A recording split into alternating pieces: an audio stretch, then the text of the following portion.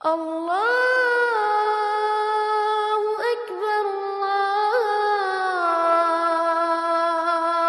اکبر اشہد ان لا الہ الا اللہ۔ یہ انگریز ہم انڈینز کو حقیر سمجھتے ہیں۔ مسز مور، مسٹر فیلڈنگ، آپ دونوں بھی انگریز ہیں مگر دوسرے انگریزوں سے بالکل مختلف۔ اور اس انگریز عورت ایڈیلا کویسٹڈ نے مجھ پر جھوٹا الزام لگایا ہے۔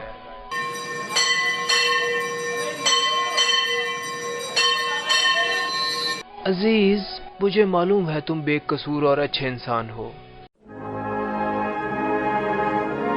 اگرچہ میں الزام سے بری ہو گیا ہوں، مگر میں انگریزوں سے نفرت کرتا ہوں اور اب انڈیا کی کسی ایسی ریاست میں چلا جاؤں گا جہاں ان متکبر انگریزوں کی حکمرانی نہ ہو۔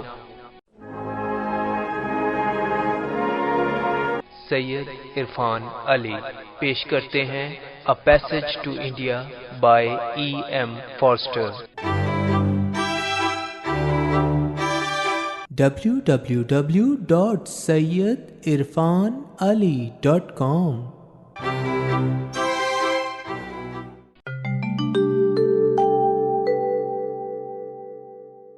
E.M. فاسٹر نے A Passage to India 3 حصوں میں تقسیم کی ہے۔ Part 1 mosque, part 2 caves, part 3 temple. Marabar کی غاروں کے علاوہ، جو کہ چندراپور کے جنوب میں 20 میل کے فاصلے پر واقع تھیں، اس شہر میں کوئی قابل دید شے نہ تھی۔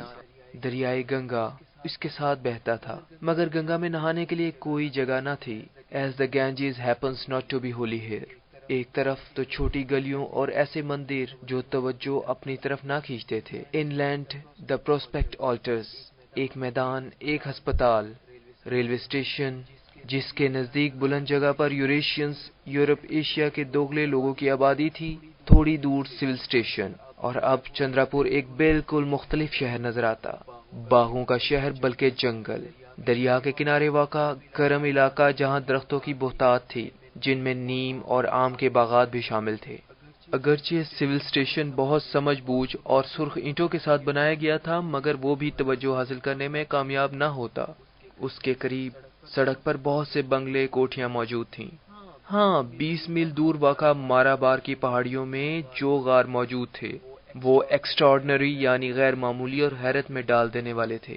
ایک نوجوان آدمی اپنی سائیکل سے نیچے اترا، اس سے پہلے کہ نوکر سائیکل کو پکڑتا وہ نیچے گر پڑی۔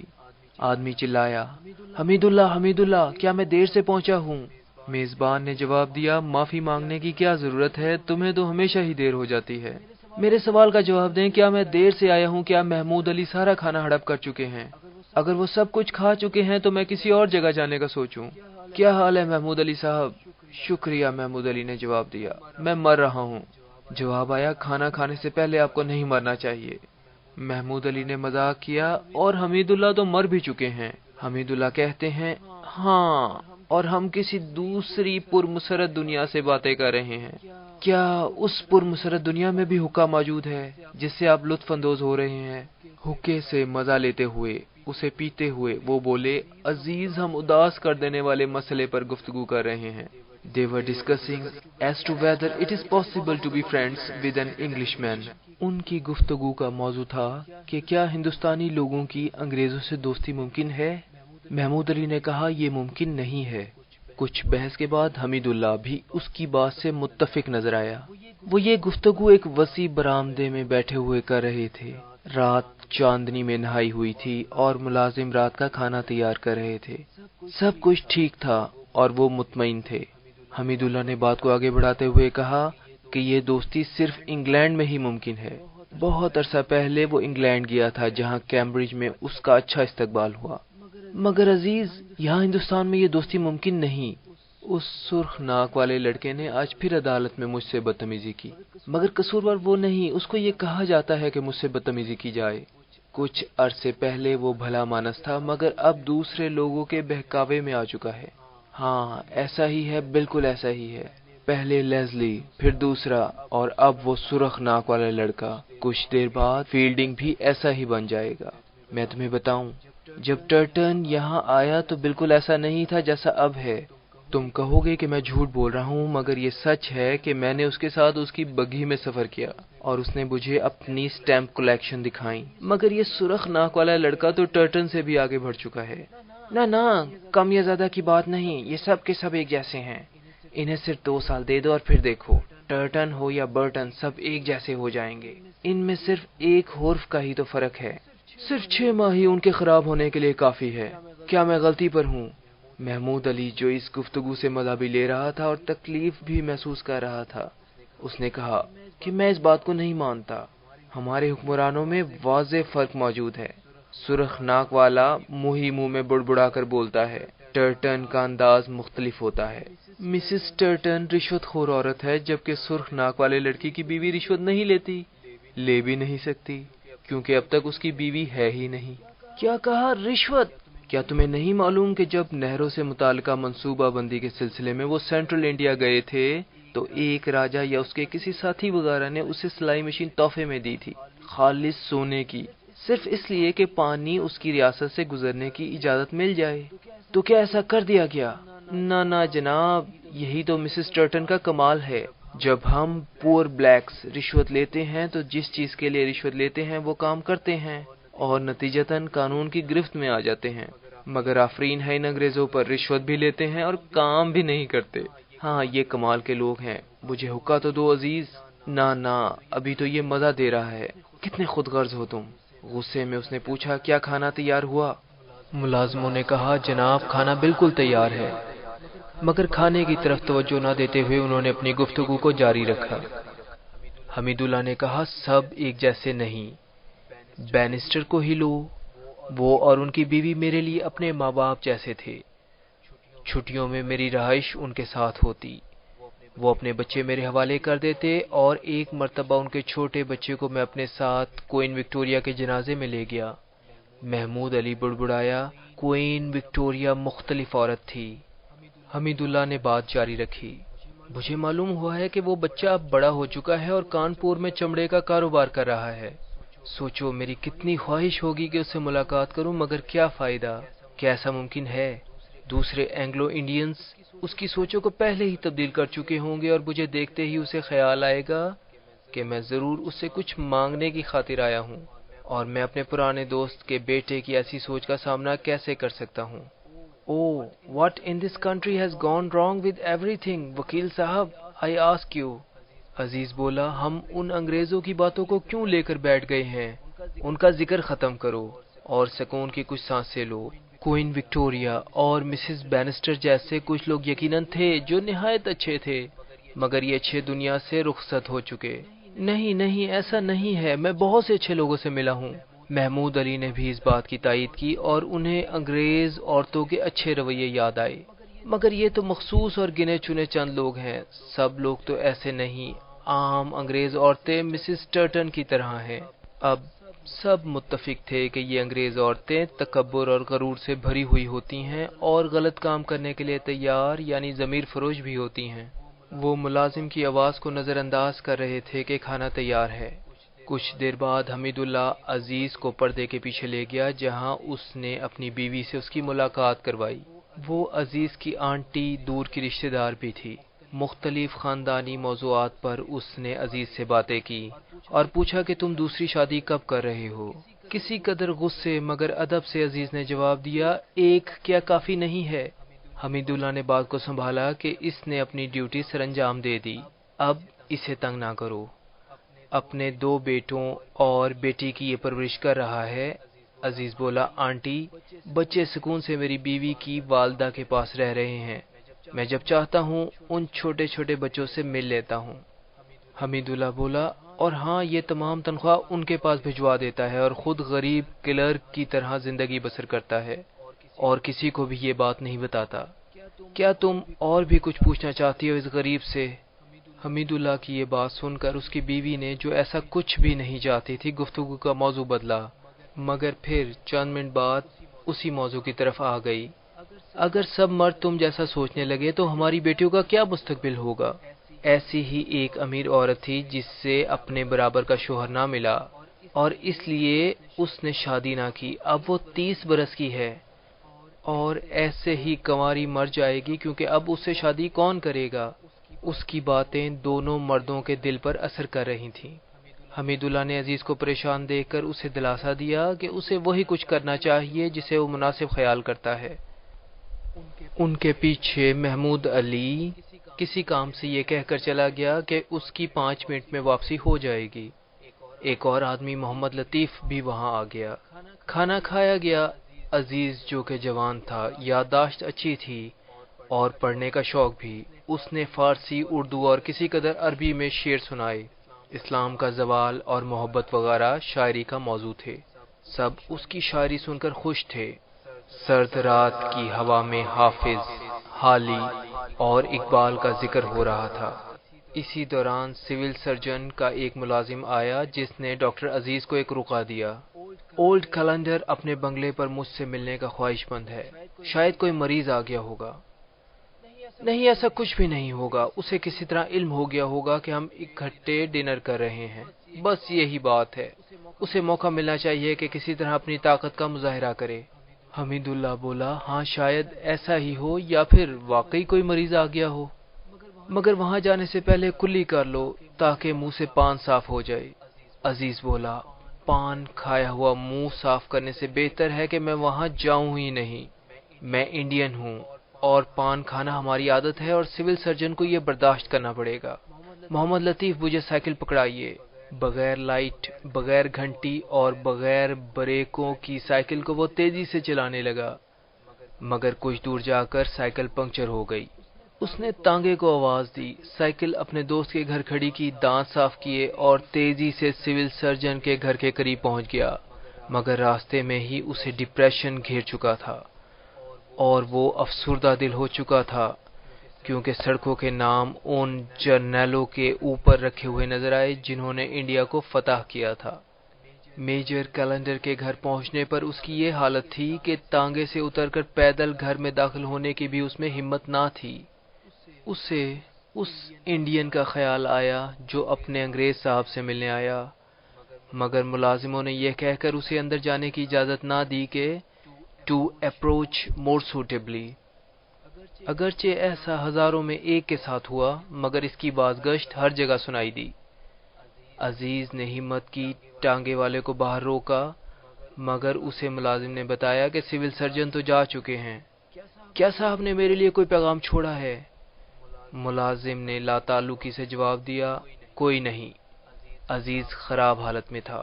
اس ملازم کو پچھلی مرتبہ وہ ٹپ دینا بھول گیا تھا اور اب دوسرے لوگوں کے سامنے ایسا نہیں کر سکتا تھا، اور ملازم نے شاید کوئی پیغام ہونے کے باوجود اپنا پرانا حساب بے باک کیا تھا. اسی دوران سول سرجن کے گھر سے 2 عورتیں نکلیں. ایک بولی، مسز لیزلی، یہاں ایک تانگا موجود ہے.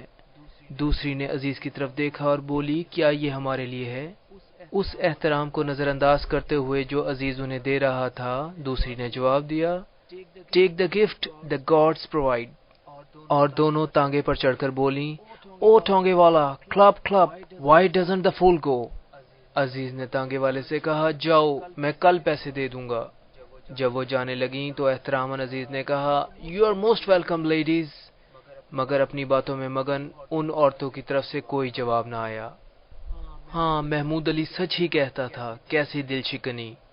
ایک طرف اس کے احتراماً جھکنے کو نظر انداز کر دیا اور دوسری طرف اس کا تانگا بھی لے گئیں. اس نے ملازم کو چند روپے دیے اور پھر کہا، کیا کوئی پیغام چھوڑا گیا ہے؟ اب ملازم کا رویہ بہت اچھا تھا اور اس نے کہا، ہاں. جاتے ہوئے انہوں نے کہا تھا، ڈیم عزیز، ناکارہ مردود عزیز. عزیز کو یہ بات بہت بری لگی. اس نے کہا، دین آئی ول رائٹ ہم اے لیٹر. برآمدے میں کاغذ قلم لایا گیا. اس نے خط لکھنا شروع کیا مگر پھر رک گیا اور ملازم سے کہا، یہ کافی ہے کہ انہیں بتا دیا جائے کہ میں یہاں آ گیا تھا. مجھے تانگا لا کر دو. ملازم بولا، حضور سب کلب گئے ہیں. عزیز نے پیدل سفر شروع کیا. وہ مضبوط جسم کا کھلاڑی آدمی تھا مگر جلد ہی پیدل چلنے سے تھک گیا. انڈیا کی زمین پر چلنے والا ہر آدمی جلد ہی تھک جاتا ہے، ماں سوائے ان کے جو نئے نئے وہاں آتے ہیں. There is something hostile in that land. It either yields and the foot sinks into a depression, or else it is unexpectedly rigid and sharp. تھوڑی دور جا کر اسے ایک مسجد نظر آئی جہاں وہ آرام کرنے اور تھکن دور کرنے کے لیے بیٹھ گیا۔ اس نے ہمیشہ مساجد کو پسند کیا تھا، مہربان مسجد، شاندار ترتیب کے ساتھ۔ ایک خراب حالت دروازے کے سامنے صحن میں حرکت کرتا ہوا صاف پانی۔ جہاں وہ بیٹھا ہوا تھا وہاں سے 3 محراب نظر آ رہے تھے جنہیں ایک چھوٹی سی لالٹین کی روشنی اور چاندنی روشن کر رہی تھی۔ اللہ کے 99 نام بھی نظر آ رہے تھے۔ عزیز کو یہ سب کچھ بہت خوبصورت نظر آ رہا تھا۔ یہ مسجد ہی تھی جس کی وجہ سے اس کے خوبصورتی کے احساس نے جنم لیا۔ اگر اس کے بجائے کوئی اور مقدس جگہ ہندوؤں، عیسائیوں یا یونانیوں کا مندر وغیرہ ہوتا تو اس کی سوچ ایسی ہرگز نہ ہوتی۔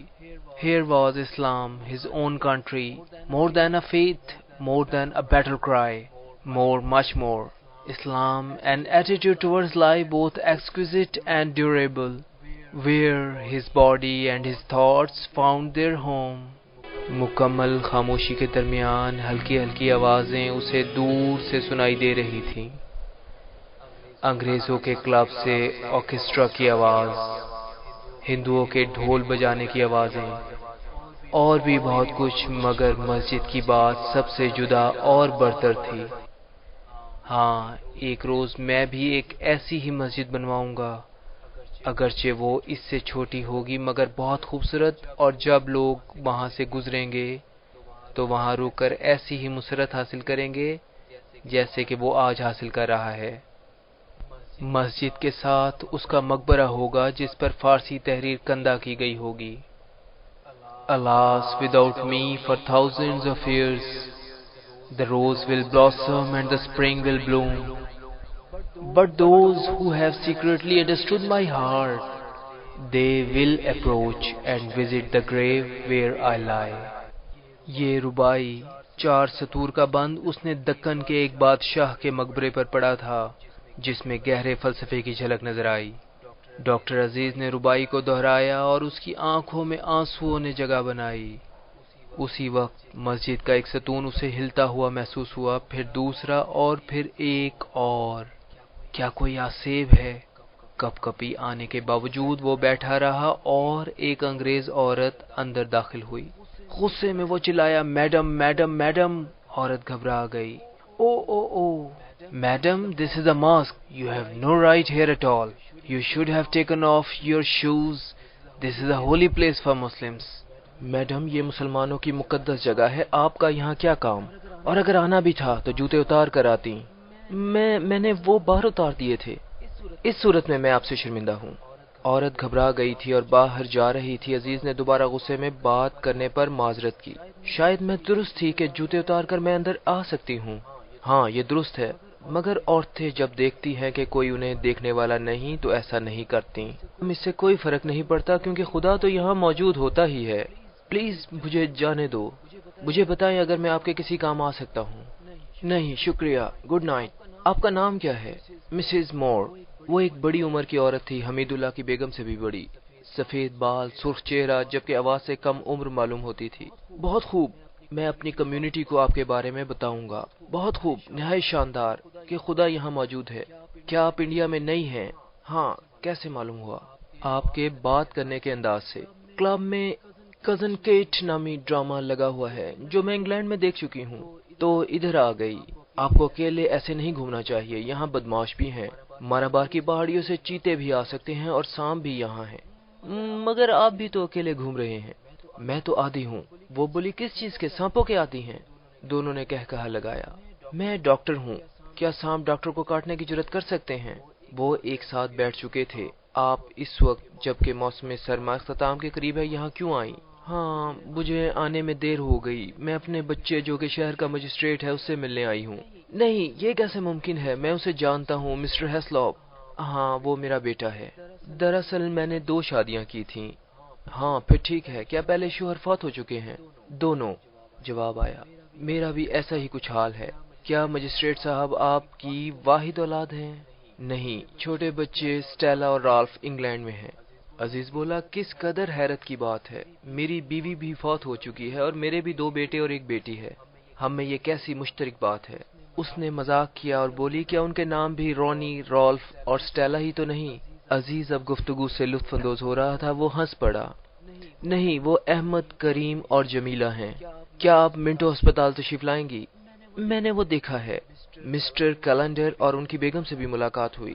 عزیز نے غصے میں اسے بتایا کہ کس طرح مسز کیلنڈر، مسز لیسلی اس کا تانگا لے کر چلی گئی اور مسٹر کیلنڈر نے اسے بلا وجہ پیغام بھجوا کر بلا لیا اور تنگ کیا، کیونکہ اسے معلوم ہے کہ میں اس کا کیا کر سکتا ہوں۔ وہ بولتا رہا، ہمدردی کی توقع لیے، اور مسز مور نے واقعی اس کے ساتھ ہمدردی کا اظہار کیا۔ آپ میرے جذبات سمجھتی ہیں، کاش دوسرے بھی ایسے ہی ہوتے۔ دونوں کلب کے دروازے پر پہنچے۔ مسز مور کی خواہش تھی کہ اگر وہ کلب کی ممبر ہوتی تو عزیز کو اندر آنے کا کہتی، مگر اس نے جواب دیا کہ انڈینز کو اندر داخل ہونے کی اجازت ہی نہیں۔ Indians are not allowed into the Chandrapur club even as guests۔ Mrs Moore نے کلب واپس پہنچنے پر دیکھا کہ ڈرامہ کزن کیٹ ابھی جاری ہے۔ ڈرامے سے بیزار وہ بلیئرڈ روم میں چلی گئی جہاں ایڈلا کویسٹڈ موجود تھی۔ ایڈلا کو وہ اپنے ساتھ انگلینڈ سے لائی تھی اور سوچ رہی تھی کہ اس کی شادی اپنے بیٹے مجسٹریٹ رونی ہیسلوپ سے ہو جائے۔ ڈرامے کے ختم ہونے کے بعد قومی ترانہ بجا اور سب کو احساس ہوا کہ وہ دیار غیر میں بیٹھے ہیں اور برطانوی ہیں۔ دوسری انگریز عورتیں بھی بلیئرڈ روم میں آ گئیں اور ایڈلا کی اس بات کو بہت برا محسوس کیا کہ وہ انڈینز لوگوں سے ملنے کی خواہش مند ہے۔ مس ڈیرک جو انڈین کے قریب رہ چکی ہے، اس کا خیال ہے کہ ان سے یعنی انڈین سے دور رہنا ہی بہتر ہے۔ مسز کیلنڈر نے بھی اس کی ہاں میں ہاں ملائی۔ البتہ مسٹر ٹرٹن نے کہا کہ وہ ایک دعوت برج پارٹی کا اہتمام کریں گے جس میں مسز مور اور ایڈلا کویسٹڈ کو انڈین سے ملنے کا موقع مل جائے گا۔ مجسٹریٹ رونی ہیسلوپ یعنی مسز مور کا بیٹا خوش تھا کہ کلیکٹر مسٹر ٹرٹن نے اس کی ماں کو عزت دی اور دعوت کا اہتمام کیا تاکہ وہ خواہش کے مطابق انڈین سے ملاقات کر سکیں۔ وہ خود بھی ایسا کر سکتا تھا، مگر ایک مرتبہ ایک وکیل سے ذرا سی بے تکلفی پر اس وکیل نے مشہور کر دیا کہ اس کے مجسٹریٹ سے گہرے تعلقات ہیں تاکہ زیادہ سے زیادہ گاہکوں کو گھیر سکے۔ یہی وجہ تھی کہ اس نے مجسٹریٹ رونی نے فیصلہ کیا کہ آئندہ انڈین سے تعلقات میں احتیاط سے کام لے گا۔ واپسی کے راستے میں مسز مور کو دوبارہ مسجد نظر آئی۔ چاندنی ہر طرف پھیلی ہوئی تھی۔ اس نے بتایا کہ کس طرح مسجد میں اس کی ملاقات ایک ڈاکٹر سے ہوئی۔ ایڈلا کو جو مسز مور کو بے حد پسند کرتی تھی، یہ جان کر حیرت بھی ہوئی اور خوشی بھی کہ کس طرح مسز مور ایک انڈین سے مسجد میں ملی۔ مسز مور بتا رہی تھی کہ کس طرح اس ڈاکٹر نے جوتوں کے بارے میں بات کی اور اپنے خاندان کے بارے میں بتایا، مگر جب اس کے بیٹے مجسٹریٹ رونی کو علم ہوا کہ وہ محمڈن تھا تو اس نے ماں سے کہا، آپ کے لہجے سے تو معلوم ہی نہیں ہو رہا تھا کہ وہ انڈین تھا۔ اس نے سوالات کی بچھاڑ کر دی۔ اس نے یہ کیسے جرأت کی کہ آپ کو جوتے اتارنے کا کہے؟ No, look here, said the logical girl Adela. Wouldn't you expect a Mohammedan to answer if you asked him to take off his hat in church? یعنی ایک مسلمان جب چرچ میں داخل ہو رہا ہوگا تو آپ کیا اس سے ایسی ہی کچھ امید نہیں کر رہے ہوں گے؟ مجسٹریٹ رونی بولا، یہ مختلف بات ہے، یہ بات مختلف ہے، آپ بات کو سمجھ نہیں رہی ہیں۔ ایڈلا بولی، ہاں میری سمجھ میں یہ بات نہیں آ سکی اور میری خواہش ہے کہ آپ بتائیں کہ یہ دونوں باتیں مختلف کیوں ہیں۔ مجسٹریٹ کی خواہش تھی کہ اس وقت وہ ایڈلا ان کی گفتگو میں مداخلت نہ کرے، مگر اسے یہ جان کر تسلی ہوئی کہ اس کا تعلق منٹو ہاسپٹل سے ہے۔ اس کا نام یقیناً عزیز ہوگا، وہ تو مناسب انسان ہے۔ تو آپ کی اس سے بات چیت ہوئی؟ کیا وہ اپنی گفتگو سے ہم بروٹل کانکرر کو برداشت کرتا دکھائی دیا؟ ماں نے جواب دیا، ہاں، مگر وہ کیلنڈر سے ناراض نظر آتا تھا۔ میجر کو میں یہ بات بتاؤں گا۔ میرا خیال ہے کہ عزیز نے اپنے آپ کو بڑا ثابت کرنے کے لیے میجر کیلنڈر کی برائی کی۔ ماں نے اسے سختی سے تاکید کی کہ یہ ماں بیٹے کے درمیان گفتگو ہے اور کیلنڈر کو ہرگز اس کے متعلق نہ بتایا جائے۔ رونی نے اس بات کا وعدہ کیا۔ رات کو مسز مور اکیلے میں سوچ رہی تھی کہ کس طرح پہلے عزیز نے اس سے غلط طریقے سے بات کی اور کس طرح مجھے اپنی طرف دیکھ کر بات کو مکمل تبدیل کر دیا۔ مسز مور نے اپنے کپڑوں میں واسپ بھیڑ کو بیٹھے ہوئے دیکھا جو شاید اسے درخت کی شاخ سمجھ بیٹھا تھا۔ یہ انگلینڈ کے بھیڑ سے مختلف تھا۔ مسز مور سوچ رہی تھی کہ انڈیا کے کسی بھی جانور کو، چاہے وہ چمگادڑ ہو، چوہے ہوں، پرندے ہوں یا حشرات، یہ تمیز نہیں کہ اپنا گھر انسانوں کے گھر سے باہر بنانا ہے یا اندر۔ مسز مور نے واسپ بھیڑ کو پریٹی ڈیئر کہہ کر بلایا، مگر وہ گہری نیند سوتا رہا۔ وعدے کے مطابق دوسرے روز ہی کلیکٹر نے دعوت نامے جاری کر دیے۔ انڈین ہمسایوں کو دعوت میں مدعو کیا گیا تھا کہ وہ اگلے منگل کو آئیں۔ مسز ٹرٹن نے ان انڈین عورتوں کا استقبال کرنا تھا جو پردہ نہیں کرتی تھیں مگر ان کے لوگوں یعنی انڈین کے خاندان سے تعلق رکھتی تھیں۔ چنانچہ سب لوگوں کی گفتگو کا موضوع بحث یہی دعوت تھی۔ محمود علی نے کہا یقیناً یہ لیفٹیننٹ گورنر کے حکم پر جاری کیے گئے ہیں کیونکہ وہ اعلیٰ افسر ہمدردی رکھنے والے ہیں، ورنہ یہ ٹرٹن کہاں ایسا کرتا۔ یہ بھی سوچا گیا کہ دعوت میں شرکت کرنی چاہیے یا نہیں۔ رام چند شرکت نہ کرنے کا کہہ رہا تھا مگر نواب بہادر نے کہا کہ دعوت میں ضرور شرکت کی جانی چاہیے۔ برج پارٹی کو کامیاب قرار نہیں دیا جا سکتا تھا، یہ خیال تھا مسز مور اور ایڈیلا کا۔ وہ بہت پہلے پہنچ گئیں کیونکہ یہ انہی کے اعزاز میں دی گئی تھی، مگر بہت سے انڈین مہمان ان سے بھی پہلے وہاں موجود تھے اور ٹینس لان کے کونے میں چپ چاپ کھڑے تھے۔ مسز ٹرٹن نے کہا کہ ابھی 5 بجے ہیں، مسٹر ٹرٹن جلد ہی آفس سے وہاں پہنچ جائیں گے۔ انگریزوں نے یہاں بھی اس بات کا خیال رکھا کہ انڈینز ان سے کم تر ہیں۔ مسز ٹرٹن کو بھی اس کے شوہر نے یہی تاکید کی کہ وہ اپنے مرتبے کا خیال رکھے، ماں سوائے چند رانیوں کے۔ ایڈلا نے یہ بات صاف طور پر محسوس کی کہ انگریزوں کا رویہ انڈین سے متعصبانہ ہے، مگر فیلڈنگ کا رویہ اگرچہ دوسرے انگریزوں سے مختلف تھا، جبکہ رونی ایڈلا کی اس طرح کی سوچ سے ناخوش تھا۔ اس کا خیال تھا کہ ایڈلا کو دوسرے انگریزوں کی طرح اپنے لوگوں کا ساتھ دینا اور انڈین کو کمتر خیال کرنا چاہیے، جبکہ مسز مور نے کہا کہ سب لوگ خدا کی مخلوق ہیں اور برابر ہیں۔ رونی اپنی زندگی میں مذہب کی مداخلت کو پسند نہیں کرتا تھا۔ مسز مور نے بھی محسوس کر لیا کہ اسے خدا کو درمیان میں نہیں لانا چاہیے تھا، مگر عمر بڑھنے کے ساتھ ساتھ خدا اس کے نزدیک تر ہو رہا تھا، اور انڈیا میں داخل ہونے کے بعد تو خدا اس کے اور قریب ہو چکا تھا۔ میں تو انڈیا ایڈلا اور رونی کی شادی کے سلسلے میں آئی تھی مگر اس موضوع پر بات ہی نہ ہوئی۔ کیا ان کی شادی ہو سکے گی؟ بہت سے مریضوں کے آپریشن کی وجہ سے عزیز بہت مصروف رہا اور برج پارٹی میں شرکت نہ کر سکا۔ وہ اپنے پیشے کو پسند کرتا تھا۔ دعوت میں شرکت نہ کرنے کی ایک وجہ یہ بھی تھی کہ وہ اس کی بیوی کی برسی کا دن تھا۔ اس نے زندگی میں بیوی سے محبت نہ کی، مگر اب مرنے کے بعد اپنے بچوں کی ماں کی کمی اسے شدت سے محسوس ہوتی تھی۔ اسے فیلڈنگ کی طرف سے دوبارہ چائے کی دعوت میں شرکت کرنے کا کہا گیا۔ اس نے دل سے فیلڈنگ کی تعریف کی۔ مسٹر فیلڈنگ مقامی کالج میں پروفیسر تھا اور بچوں کو تعلیم دینے کا اسے جنون کی حد تک شوق تھا۔ خوش اخلاق، مگر انڈیا 40 سال کی لگ بھگ عمر میں اس کا آنا ہوا۔ انگریزوں کی بیگمات اس کو بالکل پسند نہ کرتی تھیں۔ وہ کہتی یہ کیسا شخص ہے کہ انڈینز سے اتنی دوستیاں کر رہا ہے۔ ان بیگمات سے قربت حاصل کرنے کے لیے اسے معلوم تھا کہ انڈینز سے دوستی ختم کرنی پڑے گی، جو اس کے لیے ممکن نہ تھا۔ نہ ہی وہ عورتوں کی دلچسپی کے معاملات پر گفتگو کرتا۔ چائے کی دعوت پر عزیز فیلڈنگ کے گھر مقررہ وقت پر پہنچ گیا۔ عزیز کو بتایا گیا کہ مسز مور، ایڈلا کویسٹڈ اور پروفیسر نارائن گاڈ بولے بھی وہاں آ رہے ہیں۔ گاڈ بولے دکن سے تعلق رکھنے والا برہمن تھا۔ مسز مور مسز بھٹاچاریہ کی شکایت کرتی ہیں کہ ہم اس کی بگھی کا انتظار کرتے رہے مگر اس نے وعدہ خلافی کی اور وہ نہ بھیجی۔ عزیز نے کہا کہ ہندو ایسے ہی ہوتے ہیں۔ فیلڈنگ مسز مور کو کالج دکھانے جاتا ہے۔ عزیز پہلے تو ان سب لوگوں کو اپنے گھر میں آنے کی دعوت دیتا ہے، مگر جب چھوٹے گھر اور اس میں موجود مکھیوں کا خیال آتا ہے تو ان کو مارا بار کی پہاڑیوں میں موجود غار دکھانے کا کہتا ہے۔ میجسٹریٹ رونی بھی وہاں آ جاتا ہے، اور جب عزیز اور گاڈ بولے کے ساتھ ایڈلا کو سگریٹ پیتے ہوئے دیکھتا ہے تو فیلڈنگ کو ایک طرف لے جا کر آہستگی سے کہتا ہے کہ انڈین کے درمیان انگریز لڑکیوں کو کیوں اکیلا چھوڑا؟ فیلڈنگ نے جواب دیا کہ ایڈلا اپنی مرضی سے ایسا کر رہی ہے۔ عزیز نے پوچھا کیا آپ نے مارا بار کی غاریں دیکھی ہیں؟ مس ایڈلا کویسٹڈ نے کہا میں نے اب تک ان کا سنا بھی نہیں، دیکھنا تو دور کی بات ہے۔ عورتوں نے فیلڈنگ اور ڈاکٹر عزیز کا شکریہ ادا کیا جس نے یاد کرایا کہ انہوں نے مارا بار کی غاروں کو دیکھنا ہے۔ جاتے ہوئے انہوں نے گاڈ بولے سے کہا کہ وہ اس کے گانے سے محروم رہ گئے، جس پر گاڈ بولے نے فوری طور پر گانا گانا شروع کر دیا۔ ختم ہونے پر اس نے فیلڈنگ کے پوچھنے پر بتایا کہ یہ اس کے مذہب سے تعلق رکھتا تھا، جس میں وہ شری کرشنا سے درخواست کر رہا تھا کہ وہ آئیں، مگر ایسا نہیں ہو رہا، درخواست قبول نہیں کی جا رہی۔ مسز مور نے کہا شاید وہ کسی دوسری درخواست پر آ جائیں۔ مس کویسٹڈ اگرچہ مجسٹریٹ رونی سے انگلینڈ کے زمانے سے ہی بخوبی آشنا تھی، مگر یہ اچھا ہوا کہ ایک بار پھر اسے انڈیا میں اس کی شخصیت کو جانچنے کا موقع ملا۔ جہاں اس کی شخصیت کے چند پہلو ایسے پیدا ہو چکے تھے جنہیں ایڈلا ہرگز پسند نہیں کر سکتی تھی۔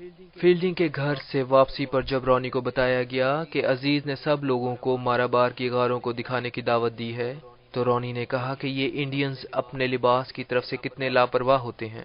اس نے غصے کا اظہار کیا کہ ماں اور ایڈلا کو کسی انڈین کے بجائے انگریز کے ساتھ مارابار جانا چاہیے اور انڈین سے دور رہنے کی کوشش کرنی چاہیے۔ ایڈلا اب سنجیدگی سے سوچ رہی تھی کہ اسے رانی سے شادی کرنے کی غلطی نہیں کرنی چاہیے۔ اس نے رانی کو یہ کہہ دیا کہ وہ اس سے شادی نہیں کر سکتی، جسے اس خبر سے صدمہ ہوا، مگر اس نے اپنے جذبات کا اظہار نہ ہونے دیا۔ نواب بہادر نے جب مجسٹریٹ کو نوجوان لڑکی کے ساتھ رات کی تنہائی میں دیکھا تو اس نے سوچا کہ ان کی تفریح کے لیے کچھ کرنا چاہیے اور اپنی چھوٹی سی نئی گاڑی میں ان کو سیر کی دعوت دی۔ نواب بہادر گاڑی چلانا ڈرائیونگ سیکھ رہے تھے۔ ڈرائیور گاڑی چلا رہا تھا، نواب بہادر سو رہے تھے کہ ایک جھٹکے کی وجہ سے رانی اور ایڈلا نے ایک دوسرے کے ہاتھ تھام لیے۔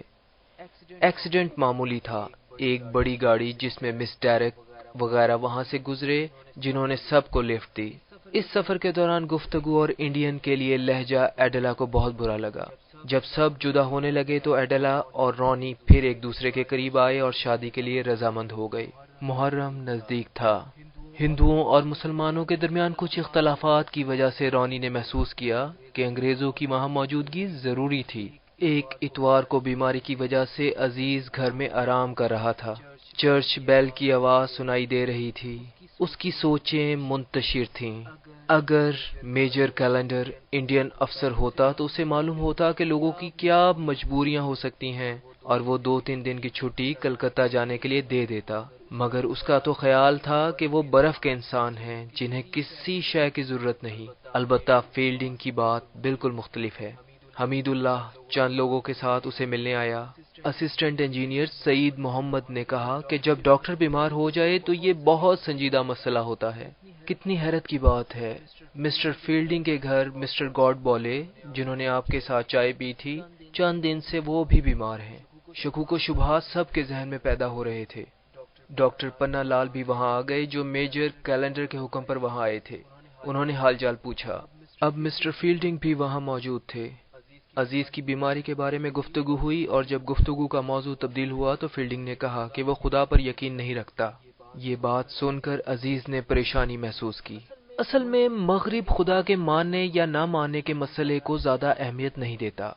سوال اٹھایا گیا، کیا یہ بھی درست ہے کہ وہاں موریلٹی اخلاقیات بھی گراوٹ کا شکار ہے؟ ہاں، یہ بھی درست ہے، فیلڈنگ نے اقرار کیا۔ تو پھر بتائیں کہ انگریز کس طرح اپنے آپ کو انڈیا پر قبضہ کرنے پر حق بجانب کہہ سکتے ہیں؟ انگریزوں کا یہ اقدام درست ہے یا غلط، یہ تو میں نہیں جانتا۔ مجھے نوکری کی ضرورت تھی تو میں یہاں پر موجود ہوں۔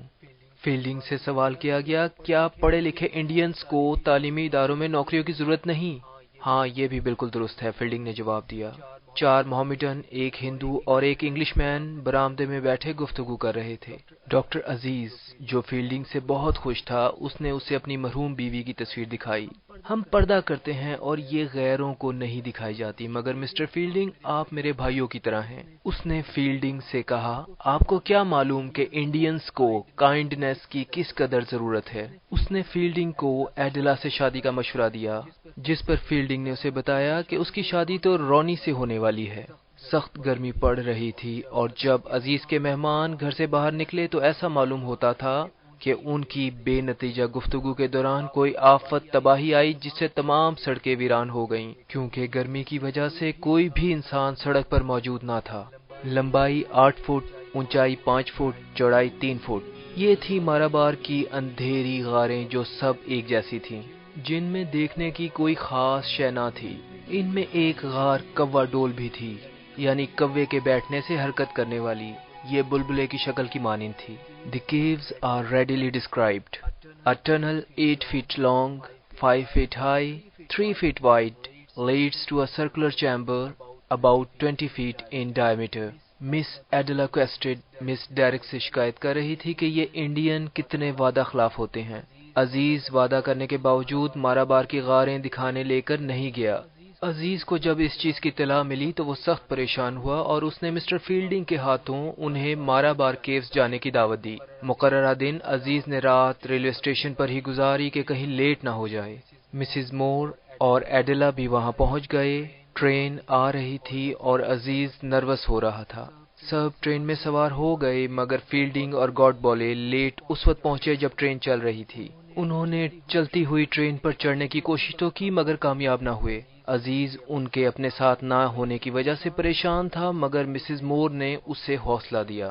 وہاں پہنچ کر کھانا کھایا جاتا ہے اور مختلف موضوعات پر گفتگو ہوتی ہے۔ ایڈلا سوچ میں پڑی ہے کہ انگریز ہندوستانیوں سے خراب رویہ کیوں رکھتے ہیں۔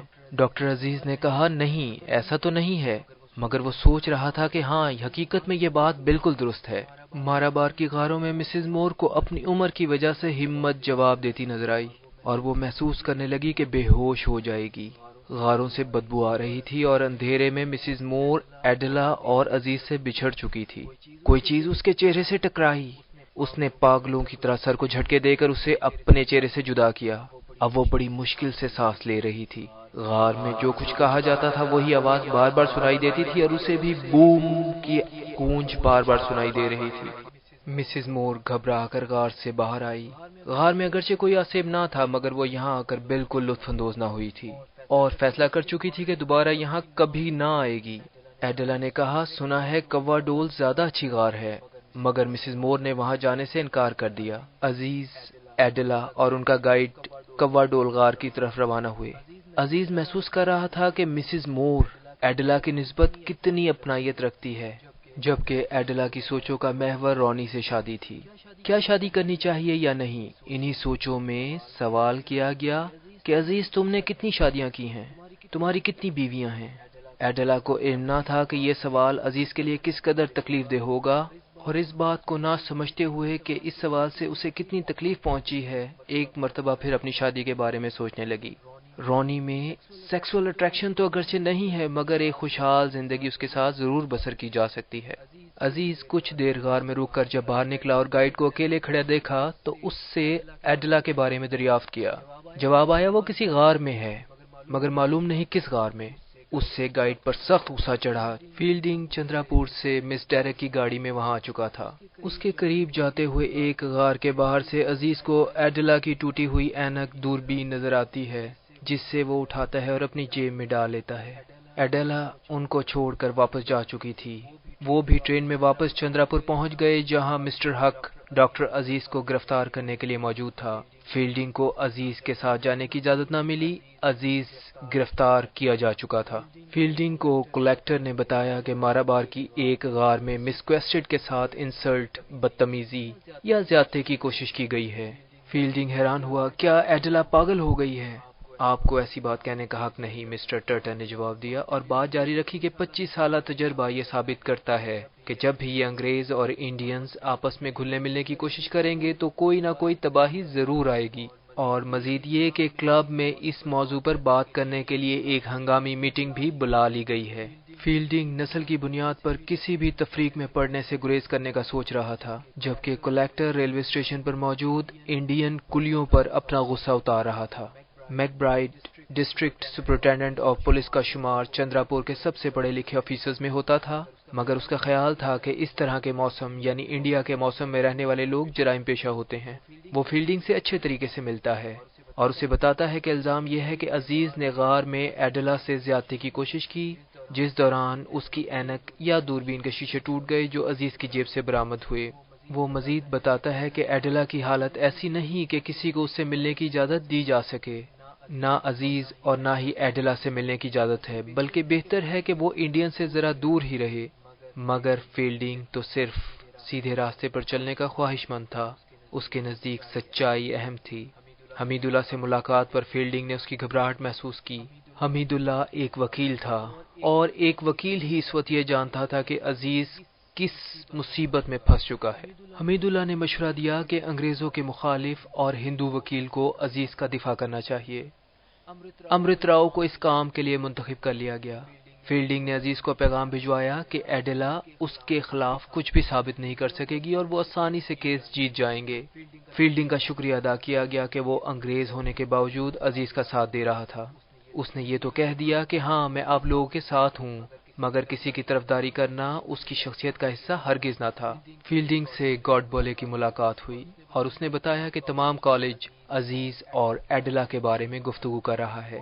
وہ عزیز کے بارے میں بالکل فکر مند نہ تھا اور فیلڈنگ سے اس بارے میں گفتگو کرنا چاہتا تھا کہ وہ اپنی جائے پیدائش سینٹرل انڈیا میں ہائی اسکول کھولنا چاہتا ہے جو جلد ہی کالج بن جائے گا۔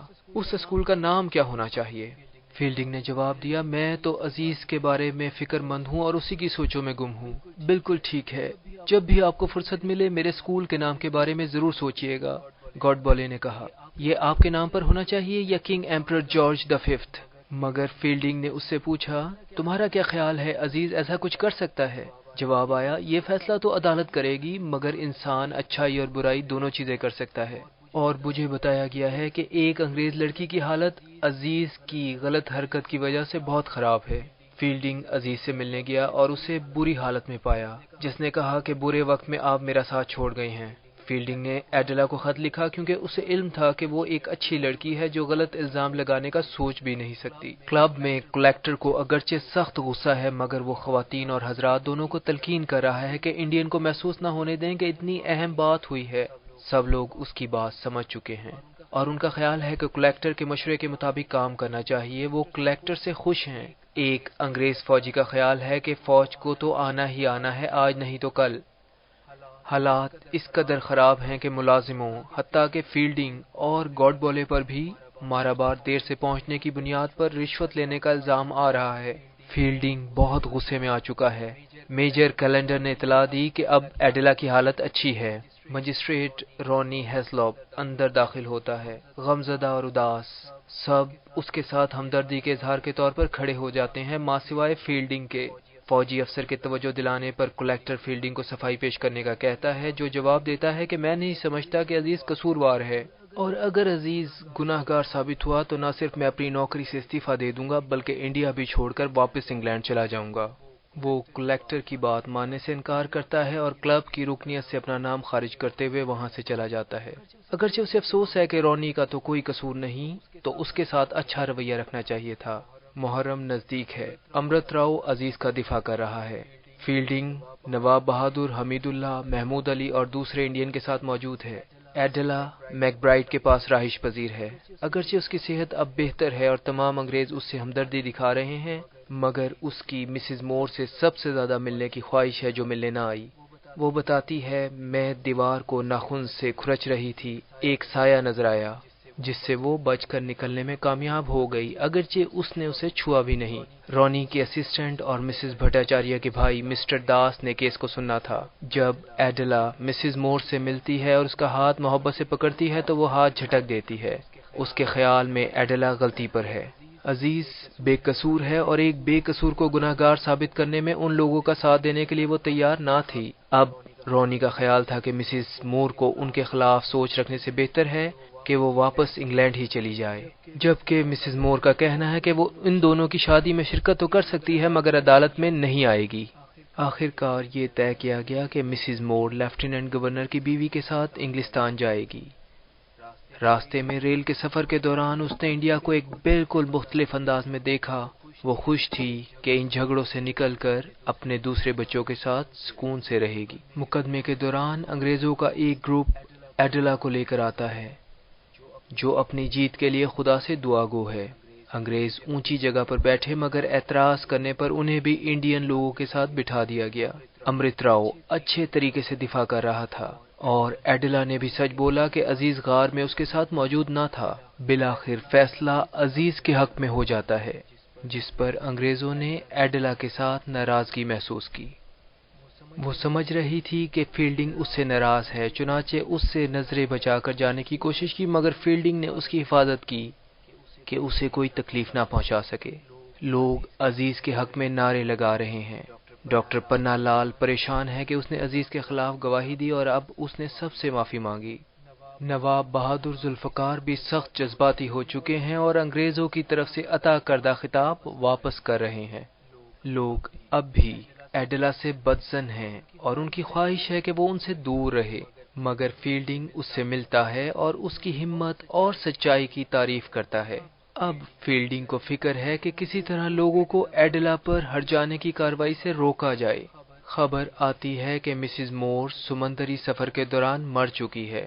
مگر عزیز اس بات کو ماننے کے لیے تیار نہیں، بلکہ اس کا خیال ہے کہ ہر جانے کے سلسلے میں اس عظیم عورت کی بات کو مانے گا، جبکہ فیلڈنگ سوچ رہا ہے کہ اگرچہ دونوں ایک نسل کے ہیں، انگریز ہیں، مگر مسز مور کی کس قدر عزت کی جا رہی ہے اور ایڈیلا سے کس قدر نفرت۔ انڈین مسز مور کی مرنے کے بعد بھی بے حد عزت اور تعظیم کر رہے تھے۔ مجسٹریٹ رانی کو اس سلسلے میں کچھ باتیں بے حد بری لگیں، مگر وہ بھی سوچ میں پڑ گیا کہ اگر وہ واپسی کے لیے نہ کہتا تو شاید اس کی ماں اب بھی زندہ ہوتی۔ ایڈیلا کے ساتھ اسے اب کوئی ہمدردی نہ تھی، بلکہ وہ موقع کی تلاش میں تھا کہ کسی طرح اس سے پیچھا چھڑا سکے۔ عزیز مسز مور کے دنیا سے گزر جانے کا علم ہونے پر سخت افسوس کی حالت میں ہے۔ وہ بہت زیادہ رویا۔ فیلڈنگ نے کہا کہ اگر مسز مور فیصلہ کرتی تو ہر جانے کو کبھی نہ لینے دیتی۔ یہ بات سن کر عزیز نے فیصلہ کیا کہ وہ صرف وہ رقم لے گا جو اس کے مقدمے پر خرچ ہوئی، اس کے علاوہ کوئی ہر جانا نہیں۔ فیلڈنگ محسوس کر گیا ہے کہ اگرچہ لیفٹیننٹ گورنر نے انگریز اور انڈین میں چندراپور خود آ کر دوستی کروانے کی کوشش کی اور اس کی تعریف بھی کی کہ اس نے حق کا ساتھ دیا، مگر ان دونوں یعنی انگریز اور انڈین کے دل میں اب بھی اختلافات موجود ہیں۔ ایڈیلا فیلڈنگ کے کالج میں رہائش پذیر ہے اور اس کے کہنے پر عزیز کو خط لکھ کر معافی مانگتی ہے، مگر یہ معافی نامہ اپنی تحریر اور سچائی کی وجہ سے قابل قبول نہیں، کیونکہ اس سے لگتا ہے کہ وہ انڈین اور انڈیا سے محبت نہیں رکھتی، اگرچہ یہ اس کی عظمت ہے کہ وہ سچ لکھ رہی ہے۔ رانی نے ایڈیلا سے منگنی توڑ دی ہے اور ایڈیلا کو افسوس ہے کہ اس کی وجہ سے ہر شخص نے پریشانی اٹھائی۔ وہ فیلڈنگ کو بتاتی ہے کہ گائیڈ نے غار میں اس سے بدتمیزی کی کوشش کی اور صرف مسز مور کو اس بارے میں علم تھا۔ کیسے؟ شاید ٹیلی پیتھی کی وجہ سے۔ وہ انگلینڈ روانہ ہوتی ہے اور مسز مور کے دوسرے بچوں رالف اور سٹیلا سے ملنے کا ارادہ کرتی ہے۔ برٹشرز اور انڈین کی چپکلش تصادم کے نتیجے میں ہندو اور مسلمان آپس میں نزدیک آ رہے تھے۔ مسٹر داس مجسٹریٹ بھی عزیز کے گھر آیا، اس سے دوائی کے لیے کہا اور اپنی بیوی کے بھائی کے رسالے کے لیے نظم، جس کے پڑھنے والوں کی زیادہ تعداد ہندوؤں کی تھی، عزیز نے حامی بھر لی۔ عزیز حمید اللہ سے باتیں کر رہا تھا کہ میں برٹش انڈیا کو چھوڑ دینا چاہتا ہوں، اگر مجھے تھوڑی تنخواہ میں بھی گزارا کرنا پڑا تو کروں گا۔ اب میں برٹش انڈیا کے بجائے ایک آزاد ریاست میں رہنا پسند کروں گا، چاہے یہ آزاد ریاست ہندو کی ہی کیوں نہ ہو، میں وہاں شاعری بھی کر سکوں گا۔ یہ بات تو بہت آگے جا رہی ہے، وہ راجہ تمہیں بہت تھوڑی تنخواہ دے گا، اگر ایسا ہی تھا تو تمہیں ایڈیلا سے ہرجانہ لے لینا چاہیے تھا۔ عزیز نے جواب دیا، میں نے ایسا اس لیے نہیں کیا کہ وہ ایڈیلا اس رقم سے انگلینڈ میں اچھا شوہر حاصل کر سکے۔ حمید اللہ اس کے جذبے سے بہت متاثر ہوا، مگر بولا، کیا تم نے سنا کہ محمد لطیف کیا کہہ رہا ہے؟ جب ایڈیلا کالج میں رکی تھی تو فیلڈنگ روزانہ شام کو اس سے ملنے جاتا تھا۔ عزیز کے دل میں شک بیٹھ چکا تھا۔ فیلڈنگ کانفرنس میں شرکت کرنے کے بعد جب واپس چندراپور آیا تو عزیز اس سے ریلوے اسٹیشن میں ملا اور کہا کہ اس کے اور ایڈیلا کے تعلقات کے بارے میں سب باتیں کر رہے ہیں۔ فیلڈنگ غصے میں آ گیا، مگر اس نے اپنی صفائی پیش کی۔ فیلڈنگ کو دوبارہ کلب میں آنے کی دعوت دی گئی۔ فیلڈنگ نے عزیز کو تھکا ہوا محسوس کیا اور اسے بتایا کہ وہ مختصر مدت کے لیے انگلینڈ جا رہا ہے۔ عزیز کا شک یقین میں بدل رہا تھا۔ ہاں، وہاں تم ایڈیلا سے ملاقات کر سکتے ہو۔ فیلڈنگ نے عزیز سے کہا کہ اسے غصہ نہیں کرنا چاہیے تھا۔ عزیز اب سوچ رہا تھا کہ فیلڈنگ کا انگلینڈ جانے کا مقصد ایڈیلا سے ملنا اور اس سے شادی کرنا ہے، اس کی رقم حاصل کرنے کے لیے جو اس نے عزیز سے یہ کہہ کر بچائی کہ ہرجانہ نہ لیا جائے۔ ایسی سازش تو انڈیا کی تمام تاریخ میں نہ ہوئی ہوگی۔ سخت ذہنی اذیت میں اس نے بچوں کے ساتھ میسوری جانے کا فیصلہ کیا تاکہ اس کی عدم موجودگی میں فیلڈنگ انگلینڈ چلا جائے۔ ہاں، محمد لطیف سچ ہی کہہ رہا تھا کہ ان دونوں کے درمیان تعلقات ہیں اور اب شادی ہو جائے گی۔ فیلڈنگ انگلینڈ جانے کے دوران مصر میں رکا، یونان بھی ٹھہرا۔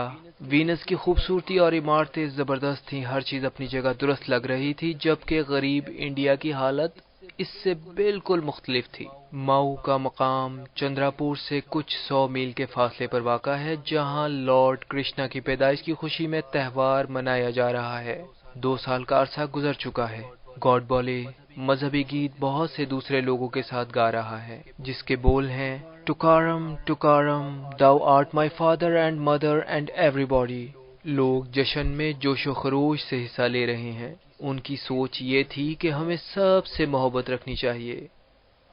آدھی رات کو جب کہ لارڈ پیدا ہوئے تھے، لوگوں کے جوش و خروش میں بے حد اضافہ ہو گیا۔ ماؤ کا راجا اگرچہ بے حد بیمار تھا اور ڈاکٹروں نے اسے مکمل آرام کے لیے کہا تھا، مگر وہ بھی اس جگہ پر موجود تھا اور تقریبات میں شریک تھا۔ گاڈ بولے نے یاد کیا کہ کس طرح وہ مسز مور سے چند سال پہلے ملا تھا اور پھر ایک بھیڑ کو یاد کیا۔ مسز مور عمر رسیدہ عیسائی تھی اور وہ ہندو برہمن، مگر یہ اس کی ذمہ داری تھی کہ اس سے محبت کرے۔ گاڈ بولے کی زبانی عزیز کو معلوم ہوا کہ یورپین گیسٹ ہاؤس میں وہ آ کر ٹھہرے ہیں۔ وہ فیلڈنگ اور اس کا خاندان تھا۔ ڈاکٹر عزیز کا خیال تھا کہ فیلڈنگ ایڈلا سے شادی کر چکا ہے اور اب اس سے ملنے کے لیے بالکل تیار نہیں تھا، مگر اس سے رکا ملا کہ اسے فیلڈنگ سے ملاقات کرنی ہے اور اس کے شایان شان انتظامات کرنے ہیں۔ عزیز نے رکے کو پھاڑ دیا۔ وہ مس ایڈلا کویسٹٹ کو مقامی زندگی رہن سہن دکھانے کے چکر میں کافی سبق حاصل کر چکا تھا اور اب مزید ایسی کسی چیز کا متحمل ہونے کا سوچ بھی نہیں سکتا تھا۔ اس کے خیال میں وہ برے لوگ تھے اور ان برے لوگوں سے بچنے کی ہر ممکن حد تک کوشش کر رہا تھا۔ ایک کم عمر لڑکے کو اس کی ماں نے کہا کہ قیدیوں کو آزاد کراؤ۔ وہ قلعے میں گیا اور قیدیوں کو آزاد کر دیا، مگر وہاں کے محافظوں نے اس کا سر تن سے جدا کر دیا تو سر ایک جگہ دفنا دیا گیا اور دھڑ دوسری جگہ۔ دونوں جگہ اس لڑکے کو نیک سمجھتے ہوئے اس کے مزار بنائے گئے۔ عزیز نے اپنے بچوں کے ساتھ ان مزارات پر حاضری دی اور سکون محسوس کیا۔ اگرچہ اس کی خواہش نہ تھی کہ فیلڈنگ سے ملاقات کرے، مگر وہ بھی دربار پر آ گیا۔ ابھی بھی عزیز اس سے دور رہنے کی کوشش کر رہا تھا، مگر شہد کی مکھیوں نے فیلڈنگ اور اس کے بیوی کے بھائی پر حملہ کر دیا۔ اب مجبوری تھی کہ عزیز ان کی مدد کے لیے جاتا۔ اس نے ان کی مدد تو کی، مگر بے رخی سے بات کی اور اس کی بیوی کے بھائی کو مسٹر کویسٹٹ کہہ کر پکارا۔ اب فیلڈنگ کو علم ہوا کہ اب تک عزیز سمجھتا رہا ہے کہ اس نے ایڈلا کویسٹٹ سے شادی کر لی ہے، اسی لیے ناراض ہے۔ اس نے بتایا کہ نہیں، میں نے تو مسز مور کی بیٹی سٹیلا سے شادی کی ہے۔ تمہیں بہت سے خطوط میں یہ بات بتائی، مگر حقیقت میں عزیز نے غصے کی وجہ سے اس کے خطوط کھولنے یا مکمل پڑھنے سے اجتناب کیا تھا۔ عزیز نے غصہ دکھایا کہ مجھے کوئی پرواہ نہیں کہ تمہاری بیوی کون ہے، بلکہ وہ تو کسی بھی انگریز مرد یا عورت سے کسی قسم کے تعلقات کا خواہش مند نہیں ہے۔ اس نے یہ بات کہہ تو دی، مگر گھر پہنچ کر اس نے مسز مور کو یاد کیا کہ وہ کتنی اچھی عورت تھی اور اس نے اس کے بچوں رالف اور سٹیلا سے اچھا سلوک نہیں کیا، جو کہ مسز مور کی اولاد کے ساتھ کرنا چاہیے تھا۔ عزیز کو یاد آیا کہ میں نے تو رالف کے لیے مرہم گیسٹ ہاؤس بھجوانا تھا تاکہ شہد کی مکھیوں کے کاٹنے کا علاج ہو سکے۔ مذہبی جلوس نکالا جا رہا تھا۔ عزیز نے گاڈ بولے کو بتایا کہ فیلڈنگ نے ایڈلا سے شادی نہیں کی بلکہ مسز مور کی بیٹی سٹیلا سے شادی کی ہے۔ وہ بولا، مجھے اس بارے میں علم تھا۔ عزیز کو سخت غصہ چڑھا کہ مجھے پہلے کیوں نہ بتایا، مگر مذہبی جلوس کی وجہ سے اس نے اپنے غصے کو قابو میں رکھا اور گیسٹ ہاؤس پہنچ گیا۔ چوکیدار سو رہا تھا۔ وہ اندر داخل ہوا اور دو خطوط وہاں موجود پائے، ایک رونی ہیسلاپ کا فیلڈنگ کے لیے، دوسرا ایڈلا کا سٹیلا کے لیے، جو عزیز کے لیے قابل برداشت نہ تھے۔ رالف کمرے میں آیا، جسے ابتدا میں عزیز نے پسند نہ کیا، مگر مسجد میں مسز مور کے ساتھ ملاقات کی یاد آنے پر اس کی مہمان نوازی لوٹ آئی اور اس نے رالف کو کشتی میں سیر کی دعوت دی۔ ان کے ساتھ فیلڈنگ اور سٹیلا بھی شامل ہو گئے۔ بارش کے دوران کشتی میں سیر ہو رہی تھی۔ اسی دوران کشتیوں کی ٹکر ہونے کی وجہ سے وہ سب پانی میں گر گئے، ایک دوسرے کے قریب ہوئے اور مضبوطی سے ایک دوسرے کو پکڑ لیا۔ توپیں داغی جا رہی تھیں، ڈھول بج رہے تھے، ہاتھی چنگھاڑ رہے تھے، اور اسی شور کے دوران وہ دوبارہ دوست بن چکے تھے، اپنی پچھلی تلخیوں کو بھلاتے ہوئے۔ لگتا تھا کہ مقدس پانی نے ان کے تمام شکوک و شبہات اور نفرتیں مٹا دی ہیں۔ عزیز اور فیلڈنگ میں پرانے تعلقات بحال ہو رہے تھے اور دونوں ماؤ کے جنگل میں گھڑ سواری کرتے ہوئے گئے۔ علاقے کے راجہ کے مرنے اور ہندوؤں کے جشن کی وجہ سے فیلڈنگ کا دورہ اتنا کامیاب نہ تھا۔ فیلڈنگ نے عزیز سے شکایت کی کہ گاڈ بولے نے مجھے اپنا king emperor George fifth high school بار بار کہنے کے باوجود نہیں دکھایا، جس کی وجہ سے وہ اس علاقے میں آیا تھا، بلکہ ہر مرتبہ کوئی نہ کوئی بہانہ کر دیا۔ عزیز نے صفائی پیش کی کہ اصل وجہ یہ ہے کہ اس اسکول کی جگہ کو اسکول کے بجائے دوسرے مقصد گرینری کے لیے استعمال کیا جا رہا ہے، اور منسٹر فار ایجوکیشن آپ کے سامنے یعنی اپنے پرانے پرنسپل کے سامنے یہ اقرار کرنے سے گریزاں ہے۔ ہاں، اس وقت وہ اسکول کاغذات میں ضرور موجود ہے اور گاڈ بولے کی خواہش ضرور ہے کہ وہ جلد ہی دوبارہ کھل جائے۔ فیلڈنگ نے اس بات پر کہکہا لگایا۔ وہ کہنا چاہتا تھا کہ انڈینز کو تعلیم کی کس قدر ضرورت ہے، مگر عزیز کی دوستی کی وجہ سے سخت الفاظ ادا کرنے سے گریز کیا۔ جلد وہ ہنس رہے تھے اور مکمل دوست بن چکے تھے۔ سورج کی روشنی میں انہیں تتلیاں اور کوبرا بھی نظر آیا۔ عزیز نے ایک خط ایڈلا کو لکھا تھا جس میں پرانے دشمن کی تعریف کی گئی تھی کہ اس نے کس بہادری سے عدالت میں سچ بولا تھا، اور اس کی وجہ سے ہی آج وہ جیل کے بجائے اپنے بچوں کے ساتھ یہاں اچھی زندگی گزار رہا تھا۔ ہاں، میں مارا بار کے قصے کو مکمل ختم کر دینا چاہتا ہوں۔ میں غلطی پر تھا کہ رقم لینے کی خاطر آپ نے یہ سب کچھ کیا۔ فیلڈنگ نے عزیز سے کہا کہ اس کی بیوی سے ضرور اس سلسلے میں بات کرے، کیونکہ وہ بھی مارا بار کے قصے کے خاتمے کی خواہش مند ہے۔ فیلڈنگ نے مزید بتایا کہ اب تک اس کی بیوی اس سے اتنی محبت نہیں کرتی تھی جتنی وہ اس سے کرتا تھا، مگر یہاں آ کر اس کے تاثرات مختلف ہیں۔ فیلڈنگ اور عزیز ایک دوسرے پر مکمل اعتبار کر رہے تھے۔ انہیں معلوم تھا کہ یہ ان کی آخری ملاقات ہے۔ عزیز کا خیال تھا کہ انڈین اگرچہ ایک دوسرے کے مخالف ہو سکتے ہیں، مگر سب انگریزوں کے مخالف ہیں، اور ان سے دوستی اس صورت میں ممکن ہے جب وہ انڈیا سے چلے جائیں۔ عزیز نے اپنے گھوڑے کو جنگی انداز میں چلانے کی کوشش کی اور نعرہ لگایا، "clear out all you Turtons and Burtons". Fielding نے کہا، انگریزوں کی جگہ کس کو آنا چاہیے؟ جاپانیوں کو؟ نہیں، عزیز نے جواب دیا، "نو، دی افغانز، مائی اون اینسسٹرز"۔ اس نے مزید کہا، "India shall be a nation, no foreigners of any sort, Hindu and Muslim and Sikh, and all shall be one. Hurrah, hurrah for India! Hurrah, hurrah!" Fielding نے مذاق اڑایا اور طنز کیا، ہاں، انڈیا ایک نیشن ہوگا، whose only peer was the Holy Roman Empire. She shall rank with Guatemala and Belgium perhaps. Doctor Aziz کا کیا رد عمل تھا؟ And Aziz, in an awful rage, danced this way and that, not knowing what to do, and cried, "Down with the English anyhow, that's certain. Clear out, you fellows, double quick, I say. We may hate one another, but we hate you most. If I don't make you go, Ahmed will, Karim will. If it's 50 or 500 years, we shall get rid of you. Yes, we shall drive every blasted Englishman into the sea." And then he rowed against him furiously. And then he concluded, half kissing him, "You and I shall be friends." مگر ہم آج اسی وقت کیوں دوست نہیں ہو سکتے؟ Fielding نے عزیز کو محبت سے گلے لگاتے ہوئے کہا، میں بھی یہی چاہتا ہوں اور تم بھی، مگر ان کے ارد گرد کی ہر شے ایک زبان ہو کر کہہ رہی تھی، "No, not yet." And the sky said, "No, not yet." سید عرفان علی پیش کرتے ہیں A Passage to India by E.M. Forster. www.sayyedirfanali.com